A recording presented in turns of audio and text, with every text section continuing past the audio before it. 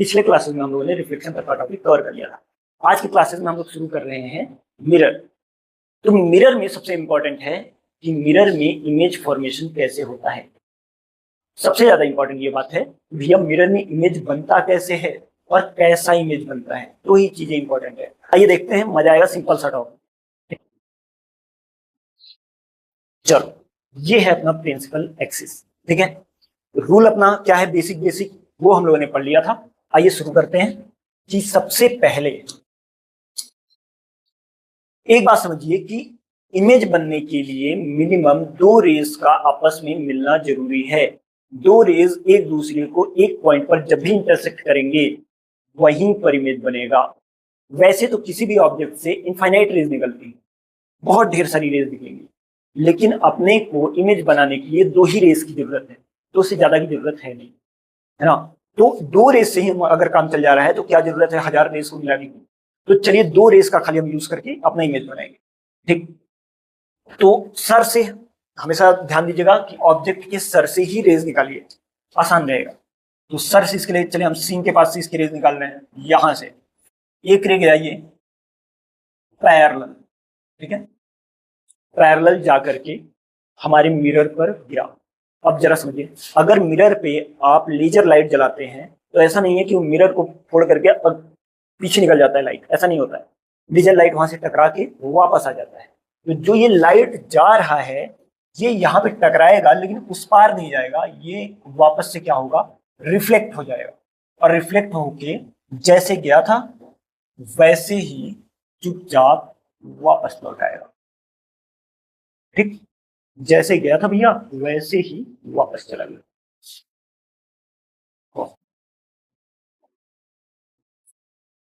अच्छा, लेकिन एक चीज ध्यान दीजिएगा, जिस पॉइंट पर ये जाके गिरा है उस पॉइंट पे एक नॉर्मल ड्रॉ करते हैं, ठीक है।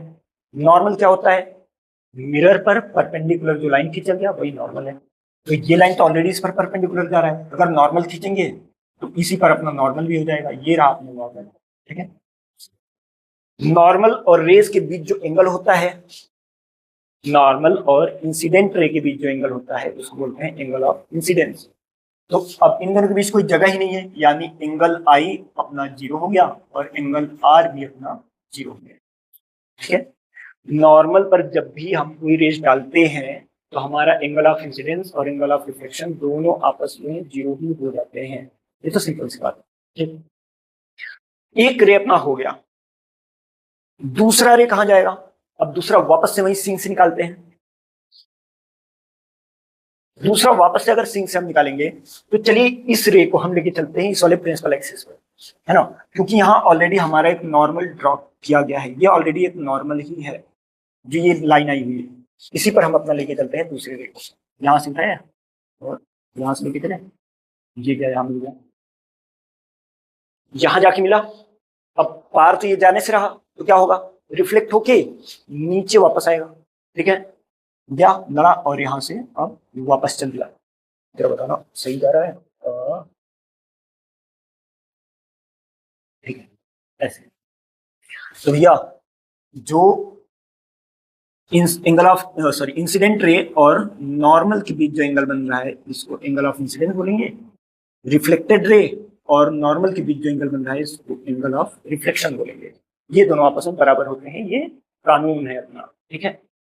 तो चलिए, अब हमने बोला था एक बहुत ही सिंपल सी बात, साफ साफ शब्दों में मैंने कही थी कि क्या कही थी, साफ साफ शब्दों में मैंने ये बात कही थी कि भैया अगर हमें इमेज बनाना है तो दो रेस का मिलना जरूरी है। दोनों रेस कहाँ मिल रहे हैं, देखो एक गया था भगा दिया गया, वापस पीछे जा रहा है, गुस्सा के जैसे गया था वैसे ही वापस चला जा रहा है ना। ये तो इधर चलता चला जा रहा है, दूसरा यहाँ गया था यहाँ से यहाँ भाग के आ रहा है नीचे, ये इधर जा रहा है ये नीचे जा रहा है। कहाँ मिलेंगे दोनों, दोनों एक दूसरे से कहीं नहीं मिल रहे हैं, है ना। कहीं मुलाकात ही नहीं होगी तो इमेज कहाँ बनेगा, यानी इस साइड इमेज बनेगा ही नहीं, है ना। मिरर के बाहर इमेज नहीं बनेगा, बाहर किसी पर्दे को लगा दे तो हमें इमेज नहीं मिलेगा, तो इमेज कहाँ बनेगा, देखो कहाँ बनेगा। अब हम क्या करते हैं, अच्छा इधर अगर इमेज नहीं बनेगा तो हम थोड़ी सी चीटिंग करते हैं, हम मान लेते हैं कि ये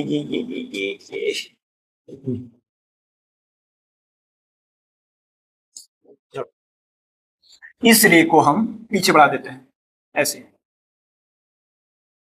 ये इधर जो रह गया था इसको भी पीछे बढ़ा देते ऐसे।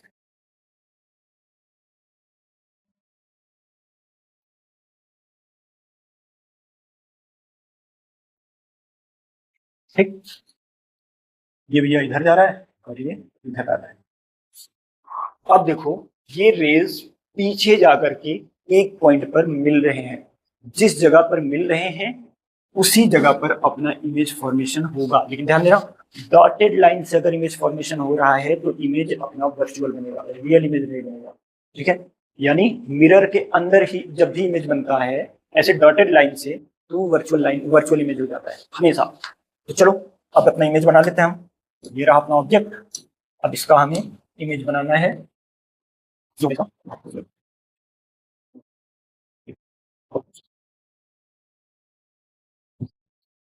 तो समझो क्या हुआ, लाइन गई थी, वापस आ गई, ये इधर गई, इधर चली गई, दोनों कहीं नहीं मिल रही हैं, इसको आगे बढ़ा दिए, इसको आगे बढ़ा दिया। मिरर के अंदर जाकर के किसी एक पॉइंट पर दोनों मिल रही हैं। तो इससे निष्कर्ष क्या निकला, इससे कुछ खास खास निष्कर्ष निकलता है जिसको हम बोलते हैं नेचर ऑफ इमेज, जिसको हम बोलते हैं इमेज का नेचर, कैसा इमेज बनेगा प्लेन मिरर में। तो भैया nature of image, nature of image formed by plane mirror. Plane mirror में बने इमेज का नेचर क्या क्या होता है। तो हम गए शीशे के सामने खड़े हो गए, कैसा हमारा इमेज बना, मैं सीधे खड़ा हूं तो हमारा इमेज भी सीधा ही है। ऐसा नहीं है कि मेरे मुंह के सामने मेरा जूता आ रहा है, तो है मेरे मुंह के सामने मेरा मुंह है ना, जूते के सामने जूता है। तो जो हमारा इमेज बन रहा है वो एकदम सीधा बन रहा है। इसको हम बोलते हैं कि अपना जो इमेज बना है वो कैसा है, डायरेक्ट है। पहला इंपॉर्टेंट पॉइंट। दूसरा पॉइंट क्या है, जो मेरा डिस्टेंस है मिरर से वही सेम डिस्टेंस इमेज का है मिरर से, है ना। तो डिस्टेंस ऑफ, शॉर्ट में लिख देते हैं, जो यू होता है ऑब्जेक्ट का डिस्टेंस इमेज से, मिरर से, और वी होता है इमेज का डिस्टेंस मिरर से। यहां से यहां के डिस्टेंस को हम शो करेंगे यू से, और यहां से यहां के डिस्टेंस को शो करेंगे वी से। तो u बराबर v होता है हमेशा, डिस्टेंस ऑफ ऑब्जेक्ट बराबर डिस्टेंस ऑफ इमेज, कहां से, मिरर से। तीसरा इंपॉर्टेंट पॉइंट भी अपना आता है क्या, जितना बड़ा अपना ऑब्जेक्ट है, यानी height of object, HO, height of object, height of object ये बराबर होगा किसके, जितना बड़ा अपना इमेज है, हाइट ऑफ इमेज। यानी जो अपना इमेज बनेगा वो सेम हाइट का होगा ऑब्जेक्ट, है ना। हाइट ऑफ इमेज बराबर हाइट ऑफ ऑब्जेक्ट। ठीक, चौथा जो अभी अभी बताए, क्या बताए, जो अपना इमेज बन रहा है वो मिरर के अंदर बन रहा है, तो अपना जो इमेज बनेगा वो रियल नहीं बनेगा, वो वर्चुअल बनेगा। तो अपना इमेज हो गया वर्चुअल।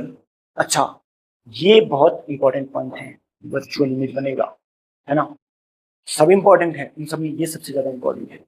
फिर अगला अगला अगला ये भी इंपॉर्टेंट है, इसको बोलते हैं कि इमेज लिटरली इन्वर्टेड बनेगा। कहने का मतलब ये देखो, इसका पूंछ इधर था, इसमें पूंछ इधर हो गया।